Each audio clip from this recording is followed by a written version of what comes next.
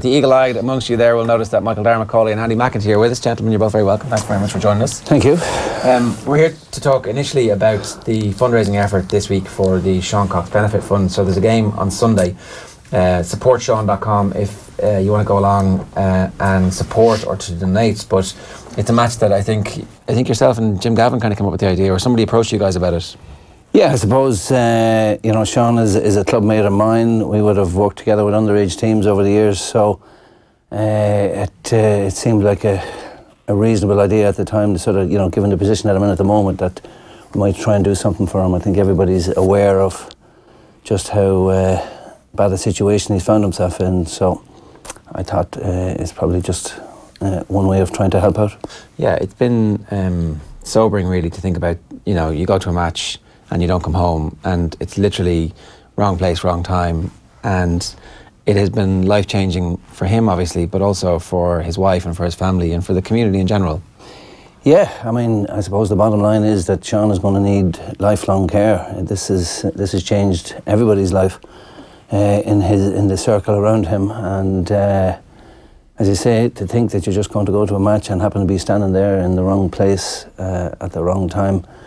I mean, if of all the people, Seán is just such a quiet, gentle sort of a guy. He's just found himself in the wrong place. That's one of the things. We don't really know anything about him because, obviously he's become, unfortunately, famous in the aftermath of this, but we didn't know him as a person at all because, you don't get to know the general run, the cut and thrust of the volunteers and GAA clubs, except within the actual club itself.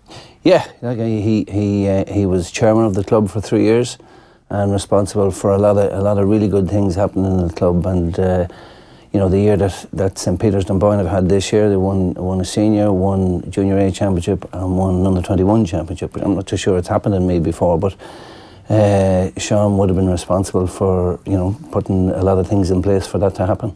Yeah, okay.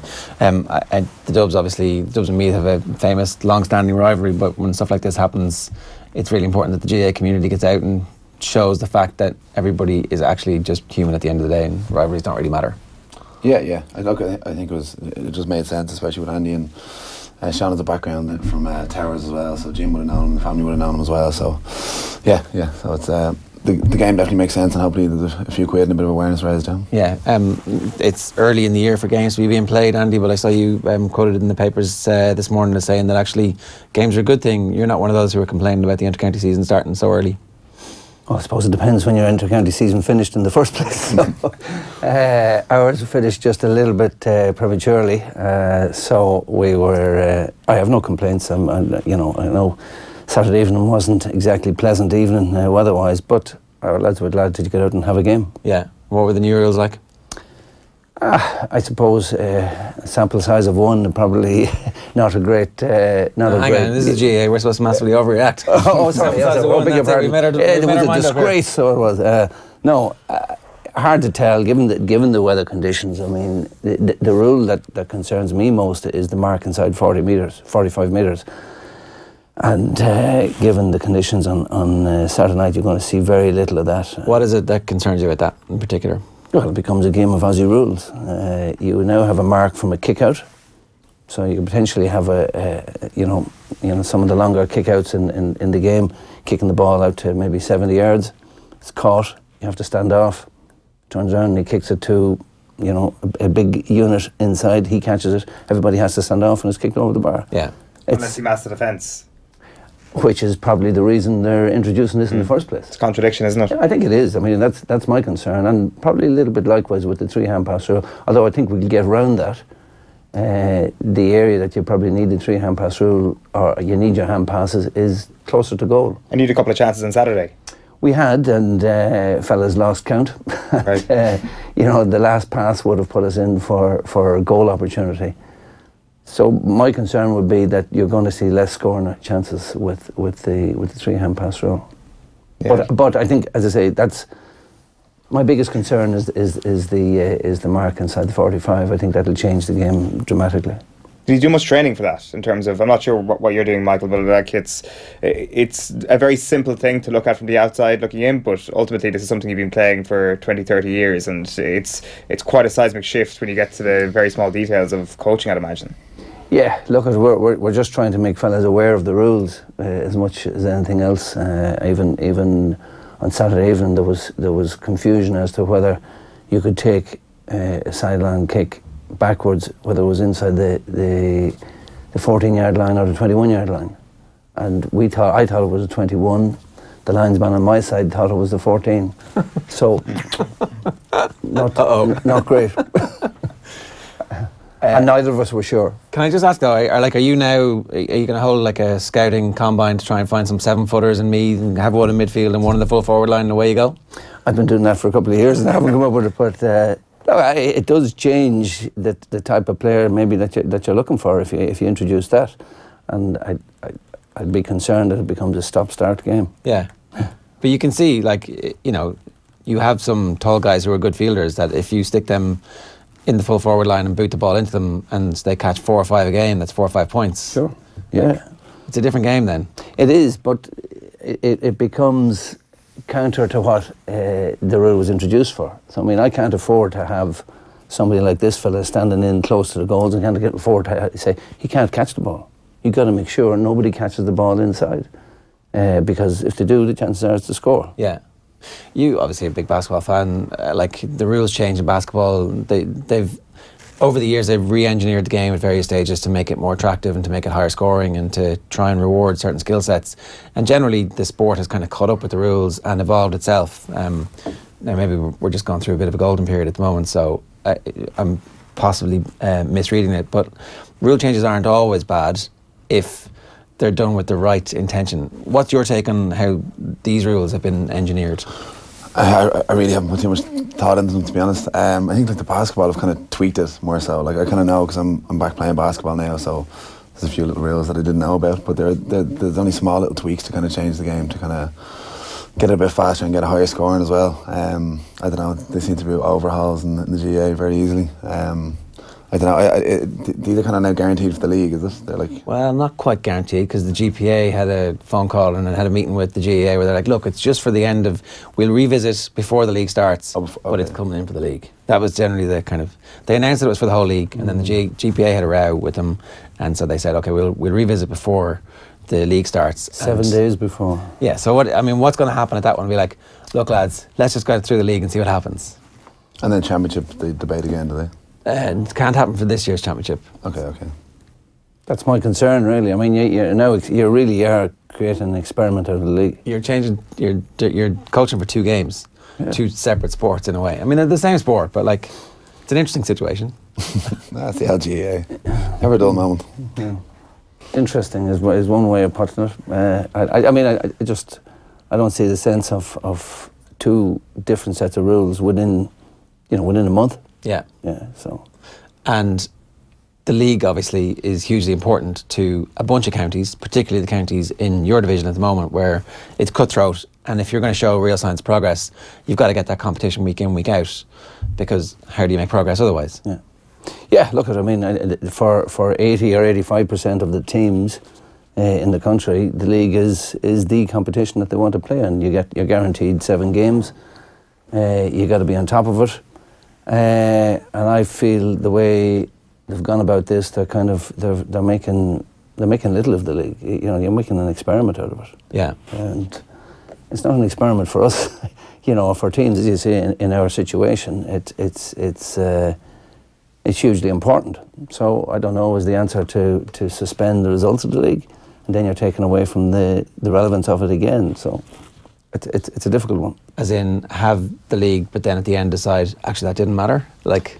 Yeah, I mean, if these rules aren't coming in, you have a false result of who should be up and who should be down. Yeah.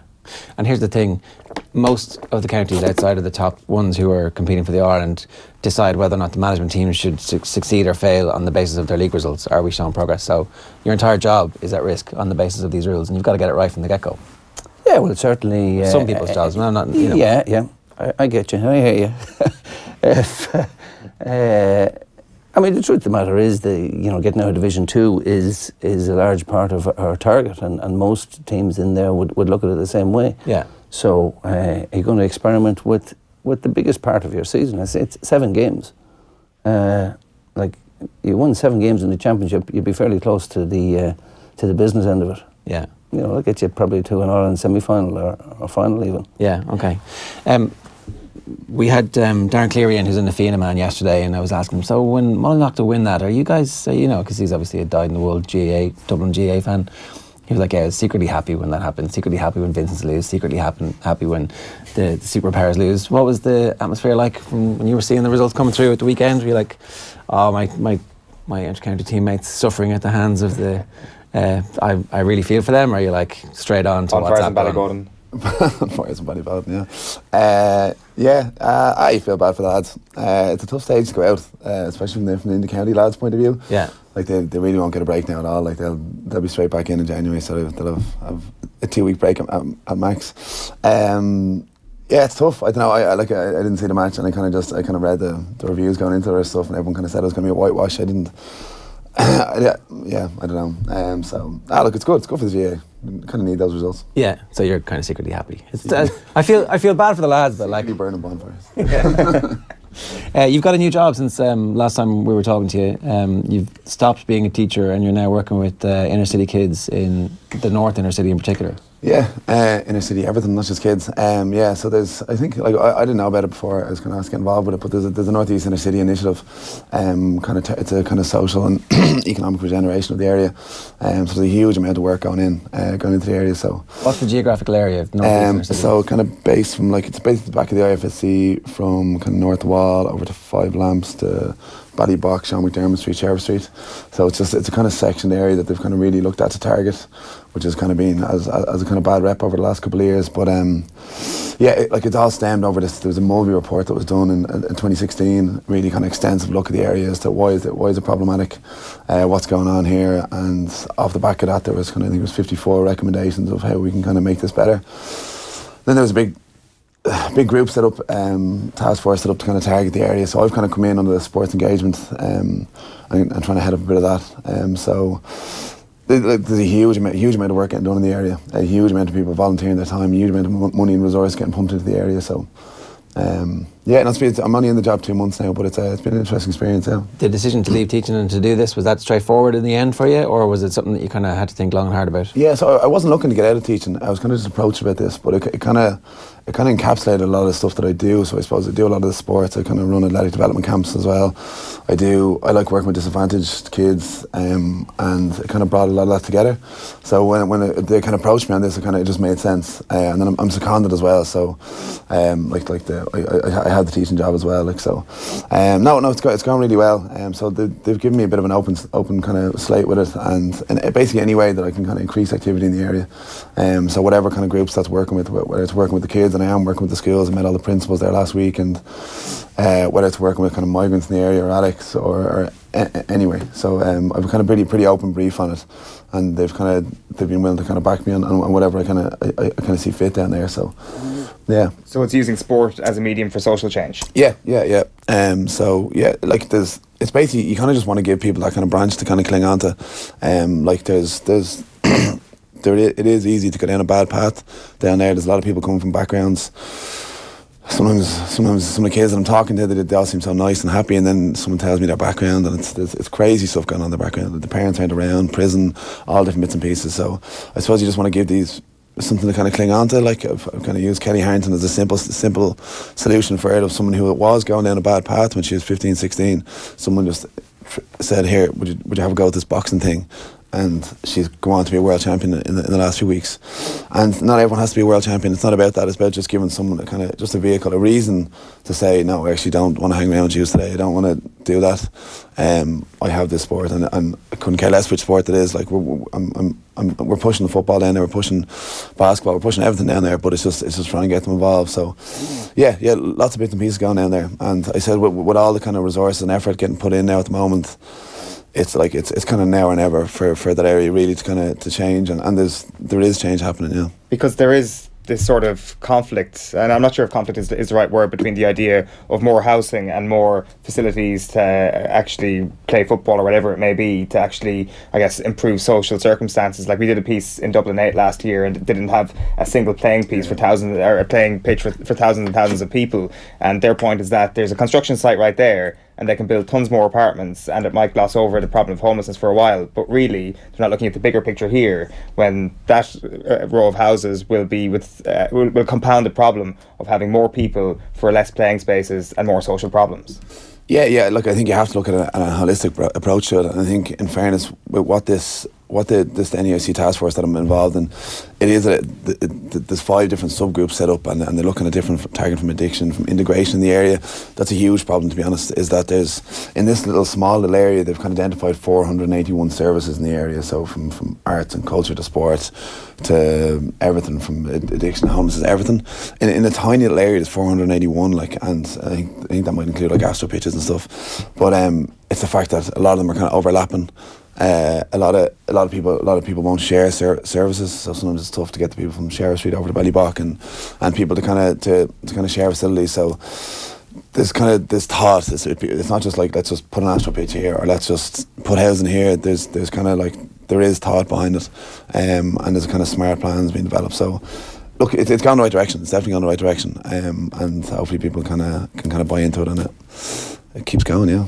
Because we were talking about Mullinocta during the week, and I can't remember, it might have been their captain, it might have been one of the other lads who was talking. It was McGivney. Who was talking about how several people in that team would have left the community if it hadn't been for the fact that they had football. And it's a fairly obvious thing in retrospect when you look back at it. Like we talk so much about how GAA clubs are kind of the glue, or sports teams are the glue for an area to kind of keep people coming back. And I don't know if we fully appreciate that, like, that makes a difference. Like 3 or 4 lads coming home, the guy who's commuting from Leeds, that's like extra economic activity. And not to just view people as economic activity, but it's important because it helps but it's also emotional support. It's also the kind of sense of belonging that people have.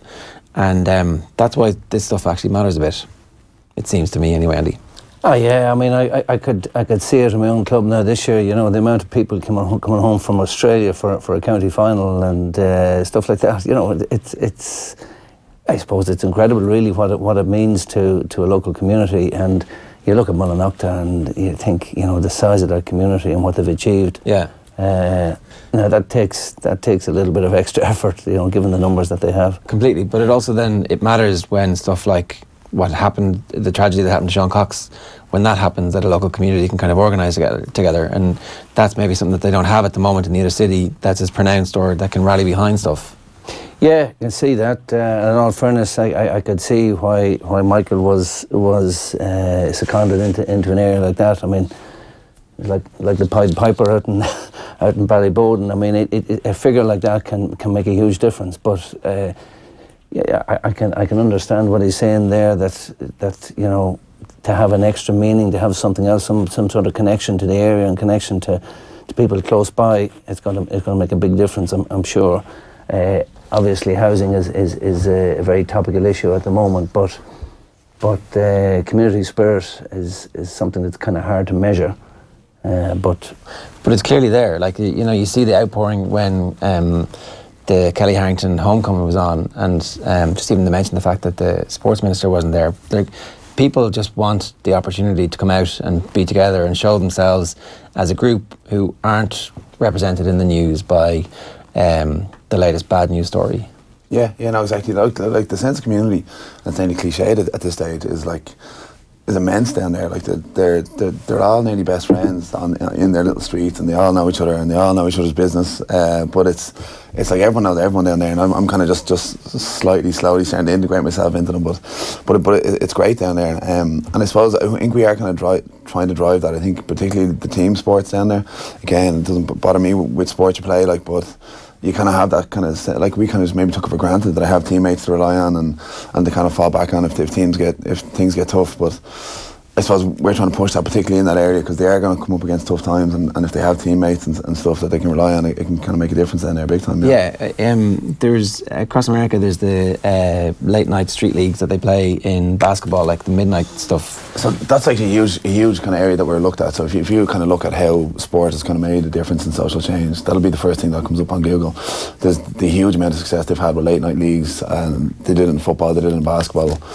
So we've actually hired a particular officer to kind of target the late night league stuff. We actually had QPR come over to us during the week. QPR ran a programme called Sport for Thought, where it wasn't, they tried to integrate the on the ball stuff, on the pitch stuff, into with off the ball class lessons as well. So they target specific kids who are just on the verge of dropping out. Right. And have probably made themselves known to guards or police over the area, and they kind of try and transfer the lessons. So we had the QPR coaches over last week, kind of giving us a kind of talk through about how they kind of transfer the lessons, and it was actually very impressive how they do it, and they've been able to kind of gauge it with over the kind of the following weeks and months, their attendance in schools and how they've kind of gone forward, and in terms of crime rates as well, like the late night leagues had a huge decrease in crime rates at the same time when it was targeted. So yeah, like that's what we're looking at, like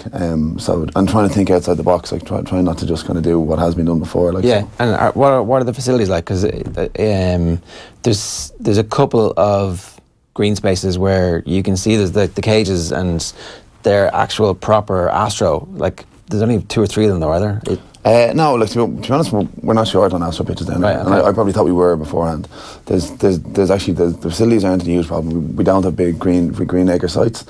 Obviously, we have like St Anne's Park and a few up the road, but an Alfie Burn, but that's a little bit outside. So we are lacking that. But there is a lot of Astros, a lot of basketball courts, a lot of indoor facilities. So there's actually enough to be, if it's organised properly. Facilities isn't as much of an issue as I thought it was. Yeah. So before I had got down there actually is kind of little secret Astros everywhere. To be honest. So that's not a big thing. It's kind of getting them utilised. A problem was that we couldn't get things open at the weekend. So like some of the like I'm running the basketball academy now. Like that was in a hall that was never open at the weekend. We have to get it open at the weekend, and now we have 40 kids in there every Saturday morning. So there's kind of little bits like that, little kind of bits of change that can kind of make a difference. Yeah. How sustainable is it? Like, what's the goal? Well, that's the whole thing. So. We have to make it sustainable. With everything that we do, we have to try and say, okay, where is the sustainable link with this? That if we walk away in the morning, is this just all going to collapse? Because then it's not worth it. So I suppose we're just trying to be smart. It's all well and good me coming in and coaching the basketball at the moment, but I'm actually looking to, at the moment, I'm in the process of having someone kind of trained up and step into my role as coach at the moment. And he's from the area as well, to kind of take that over. And there's little bits like that and we're really always looking to kind of train up coaches in the area and child protection, do all those sort of bits and pieces to put in their hands. So that's everything we do. We kind of look at it with a sustainability point of view. The 20 by 20 initiative, the tagline is, if she can't see it, she can't be it. The whole issue of role models. And like, I was definitely on the fence up until recently about the whole issue of role models and whether or not they was that important, because like ultimately footballers, sports people, they're good at their sport, they're not necessarily the human being that you want your kids to become, but ultimately role models are important, especially in areas where there haven't been a tradition of role models. So Wes Houlihan making it, Kelly Harrington making it, it is important, right? Yeah, no, big time. And I said that recently, that I took role models for granted, that I had them within my house and within my school, and I just thought that was, yeah, like I kind of just took it for granted. And then I brought a group of kids up. I was playing basketball with them recently, and I remember I was like, there was a little girl and she just couldn't stop laughing. She was like the happiest little kid I've ever seen, and she was enjoying it so much. I was like, you better start coming to my basketball academy at the weekends. And then I said, get your mum to bring you, which you shouldn't say, so I should have said guardian or whatever. Like, turns out mum wasn't around, prison, turns out dad wasn't around, turns out granny was around, prison, and all these different bits and pieces. So I was just taking it for granted, do you know what I mean? That they'd have a kind of stable background. So, no, and those sort of stories are kind of 10 a penny down there. So you have to kind of, yeah, like it's good for people to have something to kind of cling on to, look up to and go, look, like, I don't have to do that. Maybe there's a different road. Like, yeah. One last thing on this: you need volunteers, but you've also got. You said it wasn't just kids. I forgot about the fact that you've got like a GAA for Maz as well. So like, it's trying to get the whole community off the couches to come together to play whatever sport is going. Yeah, I think that's something we did at the start, kind of when we were kind of having meetings and putting together strategies. That it was like, okay, let's focus on the kids. What about the kids? Like, there's always a tendency to look at the next generation. Like, the next generation will be the generation that fixes it. But like, there's a generation there, like that are kind of forgotten about. So it's trying to look at that, at different programs for them. Like, so like the GAA for Maz, I think everyone just likes it because of its catchy name. But it's a real success, just trying to target that tough demographic of kind of women who haven't played sport for 20 years. Yeah. And just try and target them, because it's a kind of holistic thing that if you target them, then, and now we've kind of integrated with the women's GAA as well. So we have like the guys on one half of the basketball court and the daughters on the other half of the basketball court, and they're kind of playing together. And then they're like brought in kind of dietitians into that group as well. So then it's like, okay, well maybe like let's exercise together, let's eat healthier together, and maybe there's a bit of a kind of sustainable change there. Like, so. Yeah, well, it sounds like it's quite a big project, so best of luck with it. The game this weekend, I know I said rivalry doesn't really matter, but you know, it's still the Dubs at home. The game, you get the opportunity to stick an early marker down for the season. Look, I mean, it's you can tell us. Go on. Yeah. Look, from our point of view, it's a good opportunity to go out and play Dublin. Unfortunately, we haven't had that opportunity for a couple of years now, and you tie it in with the cause. It's definitely something we'll be putting a bit of effort into. Yeah, well, hopefully there'll be a huge crowd. It's at 1:30 throw-in on Sunday. Tickets are still available for sale. SupportSeán.com. It's Meath against Dublin. There's also going to be half-time entertainment as well. Your hopes for next year, notwithstanding the fact that there's so much experimentation to be done in the league? Yeah, well, look, I mean, I think our hopes would be, and our goals, excuse me, would be much the same as they were last year. I mean, you want to get out of Division 2 and you want to reach the Super 8s. So, does the game against Tyrone, ultimately the heartbreak is really hard, right? But does that not kind of feed the long winter of desire that every coming team needs? Like a sense of injustice, a sense of, actually, you know what, we're much closer to this now. We're not as far away as we thought. That some of the psychological trauma of the defeat is actually a really good thing in the long run. I think most teams at some stage or another reach a tipping point as to where they go forward from here, or give it up altogether. I would like to think that the pain of the Tyrone game, I think a good few fellas have sort of twigged. Okay, look, let's we weren't that far from getting a result that day. Obviously, there's no guarantee what would have happened afterwards, but you know, the stage of development that we're at, a win like that would have meant an awful lot to us. And I think you're right. Well, I hope you're right. I think that pain has probably instilled a little bit of belief and a little bit more determination into lads. But we'll see. Are you a different manager as a result of last season? Are you a better manager? Is that like the type of thing that... Oh, I'm much calmer. Are you? Oh, yeah. I don't believe you. I am at the moment. I'd like to think so. I mean, you know, I think everybody has to learn as you go along. You have to look at the areas that maybe didn't work as well as you'd like them to have worked. And I think as a management team, we've all had a decent look at ourselves. And again, a bit like the players, I guess. We'll have to wait and see. Yeah. But I think so.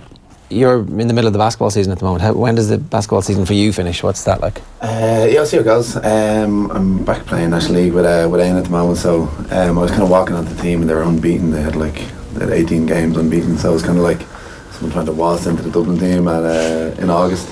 But you know, it's going well. So the basketball season, we kind of got knocked out of the cup there last weekend. The Ballincollig, they have this super American at the moment. I'll give a shout out Andre Nation. He's one of the best Americans I've seen in the country in a long time. But he single-handedly did us there.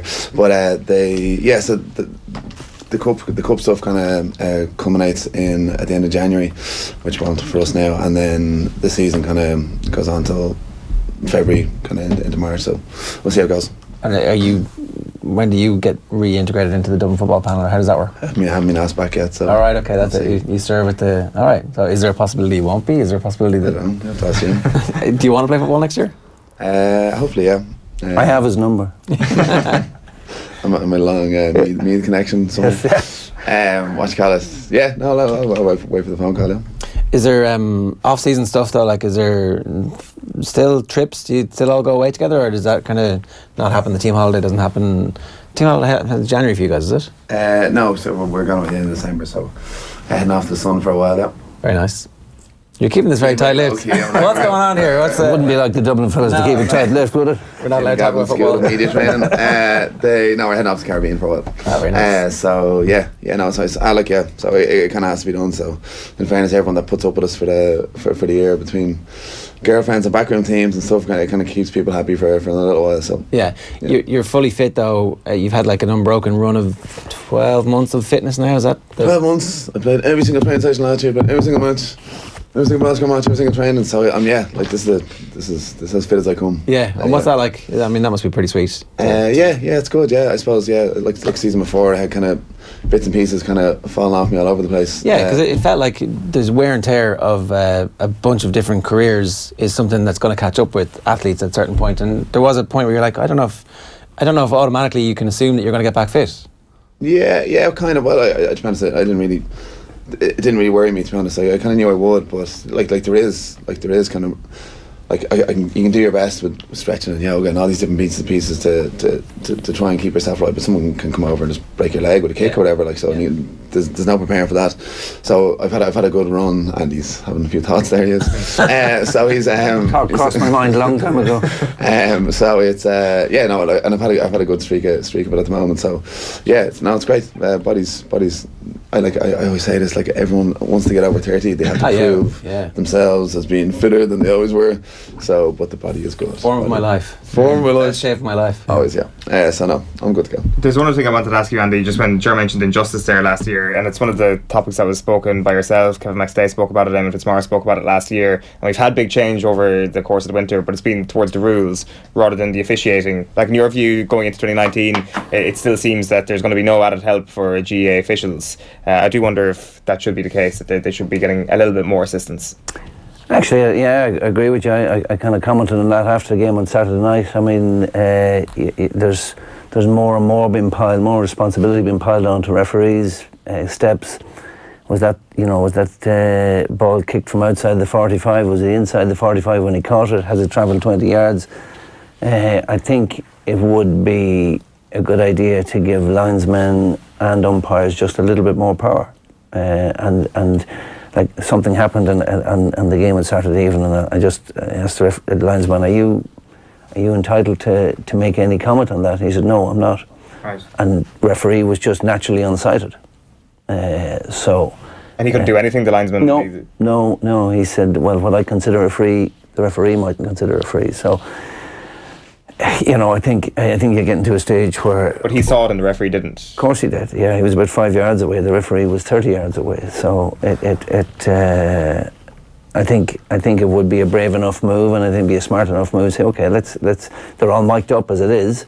I think it would make sense to give linesmen a little bit more authority. Do you subscribe to Eamon Fitzmaurice's theory that some linesmen are in competition with referees for the next big job, so they might not want to help them out too much? I didn't hear that, but I mean, I suppose that's always a possibility. Everybody wants to get the big job. But I mean, if you're there as a team, you'd like to think that they're doing the right thing. Lads, great stuff. Thanks very much for joining us today. If anybody wants tickets or any more information on it, you can check them out, supportSeán.com. As I said, a 1:30 throw-in, Meath against Dublin, and there will also be half-time entertainment.